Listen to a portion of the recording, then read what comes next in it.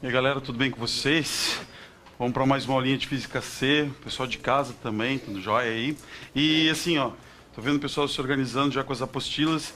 A gente vai usar a apostila hoje para fazer alguns exercícios, então o povo de casa já localiza aí Física C, porque eu projetei alguns exercícios aqui e recortei da apostila para a gente poder resolver. Então vocês localizem e é a aula...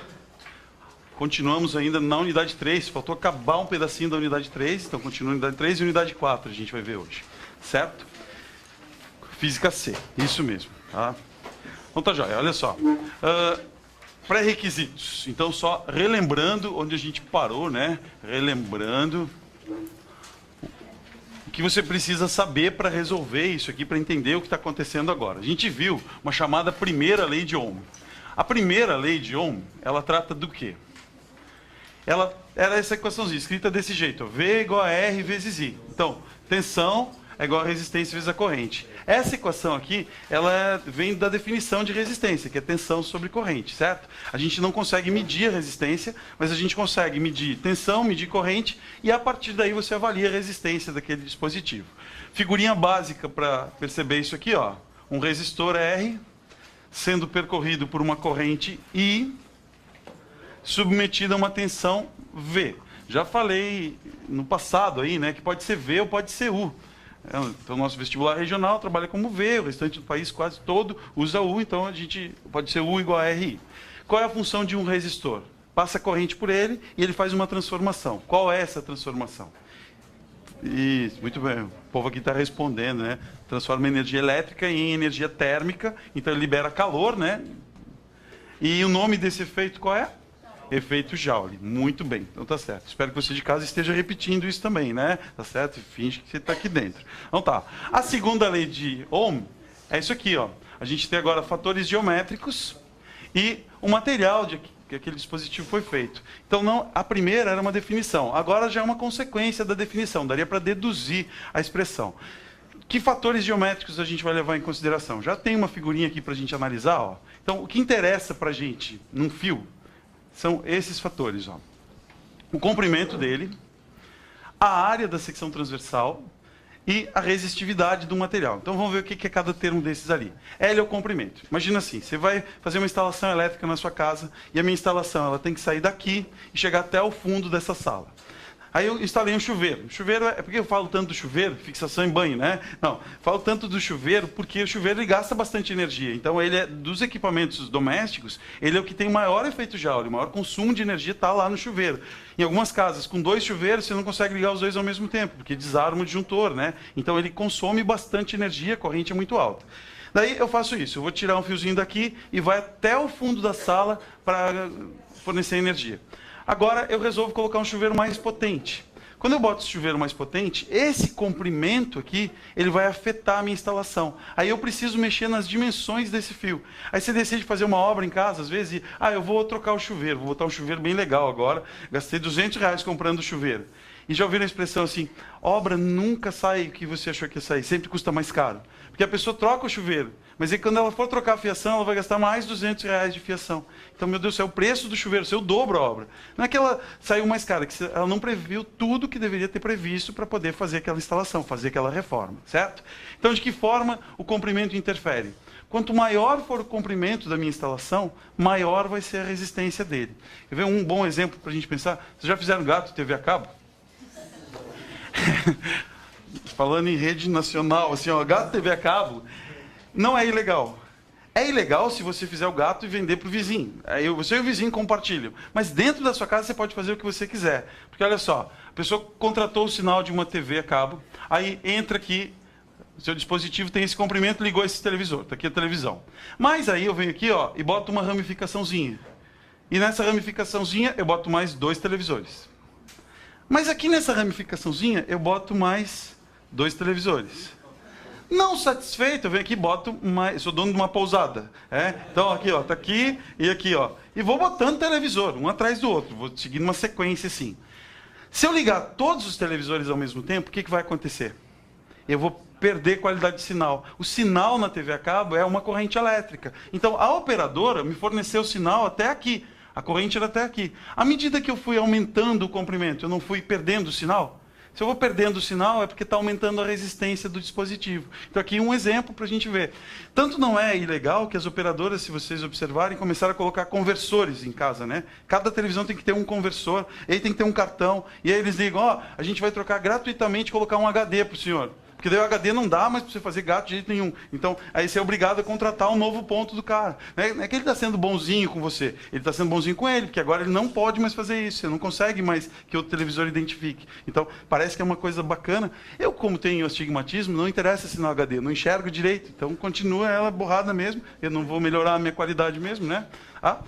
Outra coisa, a área da secção. A área da secção, a gente pode pensar assim, ó. Eu tenho um fio com esse diâmetro aqui. E eu tenho um fiozinho com esse diâmetro aqui. Os dois são do mesmo comprimento. Então, eu quero conduzir corrente elétrica nesse fio e nesse fio. Em qual deles tem maior espaço para conduzir corrente? No de cima, isso aí. Então aqui eu conduziria 1, 2, 3, 4 cargas ao mesmo tempo e aqui só uma. Então, à medida que eu vou aumentando o diâmetro, o que acontece? Tem mais espaço para passar carga. Relações importantes, então. A resistência, ela é diretamente proporcional ao comprimento do fio. Quanto mais comprido for o fio, maior vai ser a resistência. E a resistência, ela é inversamente proporcional à área. Ou seja, quanto mais grosso for o fio, maior a área desse fio, menor vai ser a resistência dele. Então, esses são os tais fatores geométricos que aparecem lá. E aí a minha equação fica assim, ó, a resistência diretamente proporcional a L, inversamente proporcional a A. E a resistividade do material é uma propriedade que vai definir se aquele material é um bom condutor ou um mau condutor. Vocês não têm a obrigação de saber coisas assim, ó. Prata e ouro, qual é o melhor condutor? O ouro, mas se não me der uma tabela para eu ter certeza, assim, vocês não têm obrigação. Mas vocês têm a obrigação de saber assim, ó, os metais são bons condutores. Então, se eu pegar um pedaço de plástico e um pedaço de ferro, qual vai ser melhor condutor? Aí o ferro, sem dúvida nenhuma. Platina e ouro. Ouro branco e... Aí começa a complicar. Então, se não me der uma tabela disso, eu não consigo responder. Agora, o que dá para associar é assim, ó. A resistência, ela é diretamente proporcional a essa resistividade. Quanto mais isolante for o material, maior vai ser a resistividade, certo? Aí vocês estão andando pela rua, como sempre, e alguém esbarra em vocês e pergunta, tá, mas qual é o fio que tem a menor resistência possível, então? Que você responde para a pessoa. Você pode ser assim, ó, curto e grosso. Quê? Você responde isso para a pessoa. Curto e grosso. Então o fio, quanto mais curto ele for e mais grosso ele for, menor vai ser a sua resistência elétrica, certo? Porque pode passar mais corrente. Joia? Então vamos ver uma questãozinha aqui. De novo, vocês ficam aflitos, anotando. Aprendi com um amigo isso. Ó, caderno bonito não passa no vestibular. Você tem que prestar atenção aqui. Aí vocês pegam os slides depois. Vamos fazer uma questão. Ó. Física C, página 5, questão 2. Dêem uma olhada aí. Tá, a projeção, para o pessoal que está em casa, a projeção pode não ficar muito boa, mas vocês têm a apostila para acessar. Acessa lá, que vai funcionar direitinho, né? Ó. Considere duas lâmpadas A e B idênticas, a não ser pelo fato de que o filamento B é mais grosso que o filamento A. Se cada uma estiver sujeita a uma DDP de 110 volts, aí quer saber o que vai acontecer. Então, olha só, eu tenho uma lâmpada com filamento A desse jeito assim, fininha. Aí eu tenho uma lâmpada com filamento B, que ela é mais grossa. Então, eu liguei as duas numa mesma DDP. A tensão que elas estão submetidas é exatamente a mesma. Qual dessas duas lâmpadas tem maior resistência? Ou tem menor resistência? Quanto maior a área, quanto mais grosso ele for, maior ou menor a resistência? Menor a resistência. Pensa assim, né? Mais área, mais espaço para passar carga. Então, que tiver maior área, vai ter menor resistência. Quem tem menor resistência é percorrido por uma corrente maior ou por uma corrente menor? Menos resistência, não é mais fácil de passar corrente? Então, menor resistência, maior corrente. Quem provoca o brilho da lâmpada? Não é a corrente? Então, onde tiver maior corrente, eu tenho maior brilho. Então, essa lâmpada aqui, B, que tem o fio mais grosso, ela deixa passar mais carga, então ela consegue converter mais energia em energia térmica. E por ser uma lâmpada de filamento, assim, aí ela funciona por efeito Joule. Ela emite luz porque atingiu altas temperaturas, a chamada lâmpada incandescente, certo? Das alternativas aqui, ó, qual vai ser? Ó? D, de jeans, né? Ó, B será mais brilhante, pois tem a menor resistência. Isso aí. Então, ó, mas o raciocínio de vocês tem que ser esse, ó. Maior a área, menor a resistência. Maior corrente, maior brilho. Certo? Tudo bem? Alguma coisa aí com vocês? Tudo jóia? Porque ainda disse assim, ó. Se tivesse falado alguma coisa sobre comprimento ser diferente, aí eu não podia pensar, o comprimento também é diferente. Mas aí eu tinha que montar uma relação, saber quantas vezes um em relação ao outro. Como falou que a única diferença é a espessura do fio, é a área do fio, aí eu posso pensar assim. Certo? Boa questão essa. Pensando de novo que a primeira prova de vocês é o Enem, e isso é um tipo de questão do Enem. Ninguém vai calcular nada na prova do Enem, mas vai interpretar esse tipo de coisa. E eles não dão a fórmula. Você ainda teria a fórmula assim, ó. Rho L sobre A. É conhecido como a fórmula da rola. A rola. Tá certo? Então tá. Continuando então. Agora, a gente vai para a unidade 4. A gente muda aí potência elétrica e energia consumida.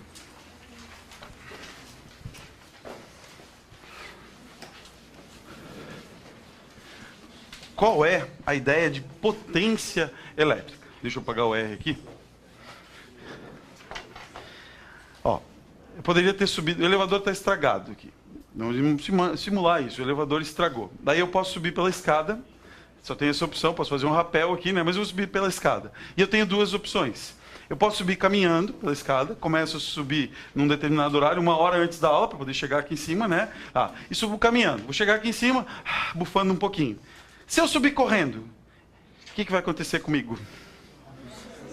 Eu vou morrer. Já estou na faixa etária que não dá para você correndo. Hoje eu vou correr. Não dá, tem que ter uma preparação, um alongamentozinho, alguma coisa assim. Então não dá para sair correndo e depois trabalhar. O que acontece é isso, ó. Se eu subir caminhando ou subir correndo, a transformação de energia que eu tive foi a mesma. Só que numa eu levei menos tempo do que na outra. Então a potência está associada a quanto de energia você transforma e quanto tempo você levou para aquilo acontecer. Quanto mais rápida for essa transformação, maior vai ser a potência. Então aqui, ó, a fixação no chuveiro, né? Então o chuveiro, ele faz o quê? Ele pega energia elétrica, você fornece ela para o chuveiro, e ele transforma essa energia elétrica em energia térmica. Qual é o nome do efeito mesmo? Efeito Joule. Então agora, ó, a gente tem uma transformação direta de energia. É uma energia transformada por unidade de tempo. Essa quantidade de energia que foi transformada daqui para cá, pode aparecer expressões assim, ó, de potência para vocês. Potência pode ser trabalho sobre tempo. O Fantin vai chegar lá em trabalho mecânico, né? Então, trabalho sobre tempo é o quê? É uma transformação de energia mecânica num determinado intervalo de tempo. Tem uma outra potência assim, ó, potência calor sobre tempo. Aí o professor Taírson, que passa Física B para vocês, vai falar sobre isso. Ó. Potência térmica vai ser uma quantidade de calor, que não é uma energia em trânsito de um lugar para o outro, num determinado intervalo de tempo. Então, potência elétrica vai ser o quê? Vai aparecer ali a equação, mas já vou escrever. Ó. Uma variação da energia em função do tempo. Esse delta de energia para a gente não é um delta assim que perdeu a energia. Ele mudou. Mudou o tipo de energia daqui para cá. Se for um sistema ideal, 100% foi transformada. Se não for ideal, você vai perder 10%, vai perder 5%, mas interessa para a gente só o que sofreu o efeito Joule. Equaçãozinha de potência, então, isso aqui, ó. É uma quantidade de energia por unidade de tempo. Unidade, tá ali, watt. A unidade de energia no sistema internacional é o Joule. A unidade de tempo é o segundo. Joule por segundo recebe o nome de watt. O professor Otto chega lá com vocês daqui a pouco em Revolução Industrial, né? Vai ver que o Watt foi o cara que inventou um mecanismo que conseguiu substituir 10 pessoas que operavam um tear para fazer tecido. Ele construiu um dispositivo lá com energia térmica, vapor entrando, movimentar uns pistões, e daí teve a Revolução Industrial. Você substitui 10 pessoas por 3, uma que liga a máquina, uma que bota o fio e a outra que fica supervisionando, né? Tá certo? Unidade usual é essa, watt, né? E daí a gente vai ter joule por segundo. Agora, qual é o seu nome? A Jéssica. A Jéssica está aqui. E a Jéssica, durante quantos segundos você toma banho no mês, Jéssica? Durante segundos durante um mês. É uma boa pergunta essa? É horrível, né? Porque é indiscreto isso, até pedir para a pessoa, né? Você não deve ficar perguntando essas coisas para a pessoa, assim. A menos que você tenha certeza que a pessoa é uma pessoa que toma banho mesmo. Então Então foi isso que eu fiz. Perguntei para você, porque, né, sugeriu isso, sim, né? Se eu ver o Marcelo de Geografia, eu não perguntava para ele isso, né? Não sugere isso, ele não tem essa sugestão, né? Então, o tempo, na verdade, no sistema internacional é em segundo. Mas o tempo usual para a gente, como aparece lá na conta de energia elétrica, seria mais coerente pedir assim, talvez minutos, poderia ser? Por dia até pode ser, né? Ah, eu tomo um banho de 10 minutos, de 15 minutos, as mulheres, 1h30. Porque tem que molhar o cabelo. É assim, o mundo feminino é assim, aos homens cabe acatar. Então, a unidade usual, ao longo de um mês, vai ser a hora. Então, se falar assim, ó, a Jéssica, ela toma banho durante 10 horas no mês. Aí você divide lá, vai dar 10 minutos por dia, alguma coisa assim, pode ser. Num dia 5, no outro dia 30, né, tal. A potência, a unidade usual de potência, qualquer dispositivo que a gente pegar, ele já vai estar na ordem de 1000 watts. Ah, tenho uma lâmpada de 100 watts, mas se eu tiver na casa 10 lâmpadas, já vai dar 1000 watts. Então, isso aqui vai ser medido em quilowatts. Qual vai ser a unidade usual de energia? A energia não é a potência vezes o tempo? Qual a unidade usual de potência? Quilowatt. Qual a unidade de tempo? Hora. Assim que aparece o quilowatt-hora, que é o que aparece lá na conta de energia na casa, assim, ó, 1 quilowatt-hora corresponde a 50 centavos. O que vai determinar para onde você vai levar isso aqui vai ser justamente isso. Foi dado em quilowatt-hora. O custo está em quilowatt-hora. Então, todas as minhas unidades eu vou levar para quilowatt, levar para hora. Certo? Essa pode ser uma das dificuldades na hora de um exercício, sim, na hora de resolver. Tem uma transformação aqui, vocês não precisam saber isso aqui assim de cabeça, né? Dá para transformar. Mas, ó, 1 kWh dá 3,6 vezes 10 na sexta joules. Como que você transforma? Quilowatt, não é 1000 watts? Uma hora tem quantos segundos? 60 minutos, e daí dá 3.600 segundos. Daí que aparece aquele 3,6. Então, se a conta de vocês, ó, minha conta lá em casa, ela dá na ordem assim, de 400 kWh, minha conta mensal. Mais ou menos isso aqui, 400 kWh. Família, 4 pessoas, 3 gatos, um cachorro, tal. Então, dá isso aqui, ó, 400 kWh. Se eu falasse isso aqui em joules, não ficava um número assustador? Perde a referência do que aconteceu, né? Aí, se muito zero, assim, a gente já se perde todo. Então, melhor deixar assim, aí então eu gasto 200 pila por mês. Pronto, é isso, eu já sei quanto é a minha conta, né? Aí isso aqui vai baixando e a minha conta vai aumentando. Por quê? Porque aqui a gente não tem controle. Até aqui é físico, é bonito. Daqui para frente não dá para saber o que está acontecendo, né? Melhor não falar sobre isso, estou muito exposto aqui, né? Então tá. Num resistor, como vai funcionar isso? Potência em resistores, eu me limitei aqui a apresentar umas equações para vocês. Então, a partir dessa equação de potência, a gente pode deduzir uma equação para os resistores. E vocês vão ter 3 formulazinhas lá, ó. Só precisa identificar os termos. Primeiro, ó, P igual a V vezes I. O que é o P, o que é o V, o que é o I? Potência, tensão e intensidade de corrente. Pronto, essa é a equação referência para a gente. Vou agrupando aqui as nossas equações todas, ó. Quer ver? Isso é uma coisa importante vocês fazerem, ó. V igual a RI, a gente viu essa equação.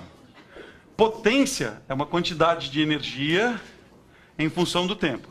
E a próxima equação que eu estou apresentando é essa, ó, P igual a V vezes I. Então, é uma equação importante, essas são as básicas. A partir dessa equação, daquelas ali, a gente pode deduzir mais uma, ó, P igual a RI quadrado. Não tem uma definição em cima dela, é só ser funcional ou não.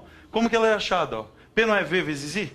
Se no lugar desse V eu colocar RI, vai ficar RI vezes I. Aí aparece o RI quadrado, tá? Vou escrever aqui também, que pode ser que eu ocupe ela daqui a pouco. RI quadrado. E a outra, que pode aparecer, pensando de outro jeito, ó. P é igual a V quadrado sobre R. Mas vejam, ó, essas duas aqui, elas são equações recorrentes. Pode não ser dado para vocês.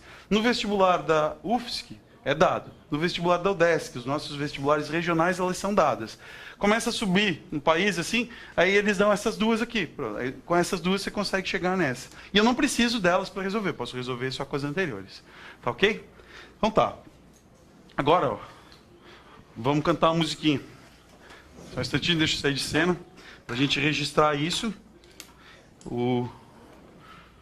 Acompanha ali a letra. A música é Estúpido Cupido, tá certo? Vamos ver, é um teste aqui com o violão, com a captação agora.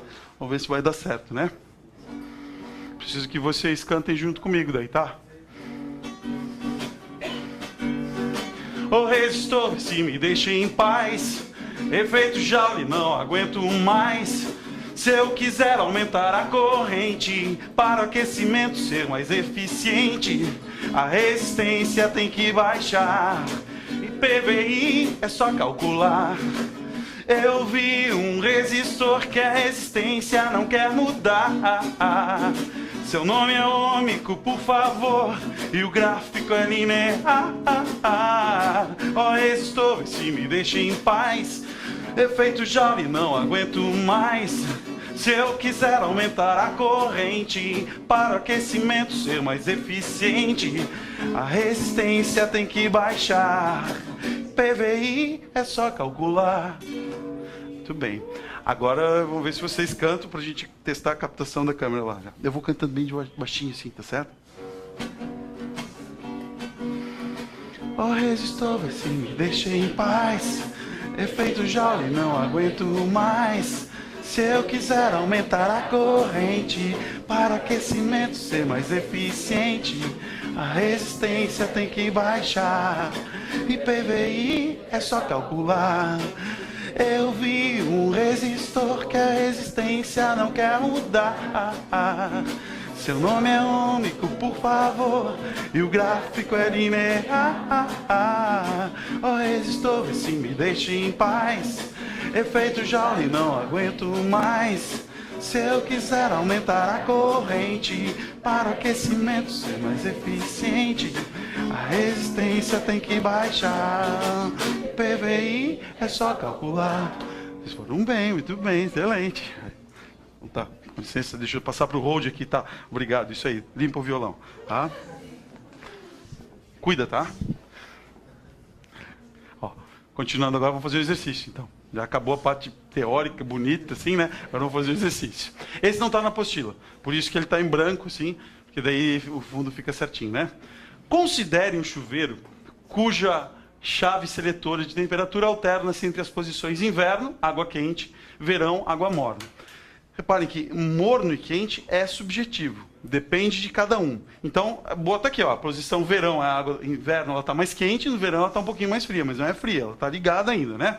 A corrente máxima nesse chuveiro é igual a 20 ampere. Então, vou marcar isso aqui. E a diferença de potencial DDP da rede elétrica local é 220 volts. Qual a letrinha de cada uma dessas grandezas? I e V. Isso, então intensidade de corrente, atenção, V de volt, né? Já aparece aqui. Então tá, agora vamos começar a ler item por item. 01. Com o chuveiro em funcionamento, a potência máxima dissipada é 4.400 watts. Venho para o meu formulário e acho, ó, eu tenho I e o V, eu preciso do P. P não é V vezes I? Então vou substituir aqui, ó.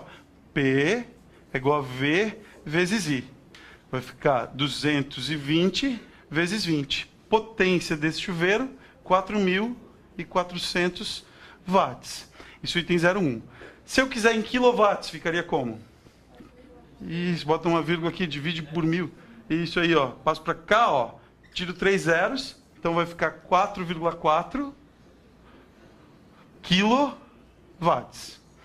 Não pediu, falou em watts mesmo, só para deixar aqui para adiantar um item já. Então, 01, correto.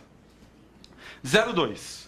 Com a chave na posição inverno, para um banho quente de 15 minutos, o consumo de energia elétrica é de 1,1 kWh. Então, eu tenho que calcular agora o consumo de energia. 02. Está aqui, o consumo de energia não é nessa equação? Potência é energia sobre o tempo. Então, eu já sei a potência do chuveiro, está aqui, 4,4 kW. Quero saber a energia. Tempo de 15 minutos corresponde a quanto de uma hora? Pensar no relógio vai dar 1/4 da hora, né? Então, agora, ó, o ΔT corresponde a 0,25 horas. Cuidar para não se empolgar que eu vou botar 0,15, né? Mas é que a base é 60, não é 100. Então vai ser 0,25, 1/4 de hora. Vou fazer isso, já vou escrever direto, ó. A energia consumida é a potência vezes o tempo. Potência não era 4,4? Vezes 0,25. Isso aqui vezes 1/4 dá 1,1. Então, o consumo de energia, 1,1 kWh. Está correto, né? Então está aqui, ó, item correto. Então, em 15 minutos, essa pessoa gasta 1,1 kWh. Vocês lembram do valor que eu passei antes? Que era 50 centavos? Então, a pessoa gasta lá 55 centavos tomando banho. De 15 minutos num chuveiro de 4.400. Excelente para usar isso aqui no verão, assim, né? Mas num lugar, São Joaquim, por exemplo, se tiver esse chuveiro aqui no inverno, neva no banho, né? Então não dá, então não tem como. Ó, 0,4. Se a DDP da rede elétrica for reduzida à metade, mantendo-se constante a vazão de água que sai do chuveiro, a variação de temperatura da água diminuirá na mesma proporção. Vamos por partes. Se eu diminuir a tensão, estava ligado em 220. Aí eu saio daqui e vou morar em Curitiba. Se eu vou morar em Curitiba, a tensão lá é 110, é metade. Aí eu pego esse mesmo chuveiro e ligo lá. Ele não vai queimar, porque eu estou ligando numa tensão menor do que a tensão que ele foi projetado para funcionar. Mas a água vai esquentar com a mesma eficiência? Não. Só que não vai ser metade da eficiência. Vai ser 1/4 da eficiência. Porque se a gente olhar para essa equação aqui, olha só, a potência depende da tensão? Depende. Mas não tem 1 ao quadrado aqui? Então, se a tensão dividir por 2, a potência vai dividir por 4. Então, ele vai esfriar muito essa água. E eu vou apagar aqui, ó, só para vocês terem uma relaçãozinha assim, ó. Eu tenho um chuveiro, isso aqui anotem aí, já é uma boa dica, ó. Eu tenho uma tensão V, uma corrente I, aí eu tenho uma potência P. Se eu pegar agora e passar por uma tensão V sobre 2, diminuindo a tensão pela metade, o que acontece com a corrente? Se a resistência for a mesma, né? Se eu diminuo a tensão, não diminui, ó, diminuo a tensão, não diminui a corrente? Pela metade também. Então vai ter I sobre 2. Se eu faço esse sobre 2 e esse sobre 2, o que acontece com o P? Sobre 2 vai ficar sobre 4, né? Então aquele chuveiro de 4.400 watts, ele passa a ser um chuveiro de 1.100 watts só. Então ele praticamente não vai esquentar a água. E se eu fizer o contrário agora? Tiver 2V aqui, o que vai acontecer com a corrente?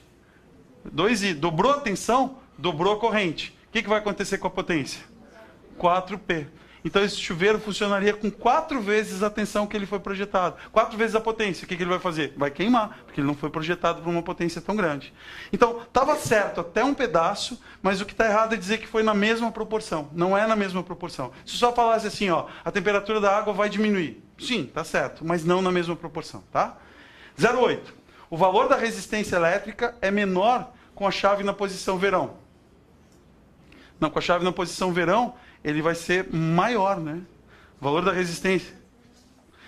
Quanto menor a resistência, mais corrente. Então, se eu quero que no verão a água esquente menos, o que tem que fazer com a resistência?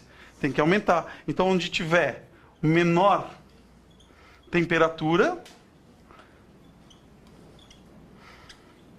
eu tenho que ter maior R. Se eu quiser diminuir o efeito Joule, eu tenho que aumentar a resistência. Já dizia a letra daquela música, né? Tá certo? Quanto menor o efeito Joule, menor o efeito Joule, maior tem que ser a resistência. Não está errado. E 16, o fenômeno de aquecimento da água no chuveiro elétrico é explicado pelo efeito Joule. É isso? Correto, então, né? Então, pessoas, tem uns exercícios na apostila para vocês fazerem. Já dá para resolver alguma coisa, já dá para tentar fazer nessa aula. Não completamos a unidade 4, então a gente continua na unidade 4, na próxima aula, vendo a associação de resistores em série em paralelo. Um assunto fundamental para os vestibulares. Tá ok? Beleza, então. Ficamos por aqui.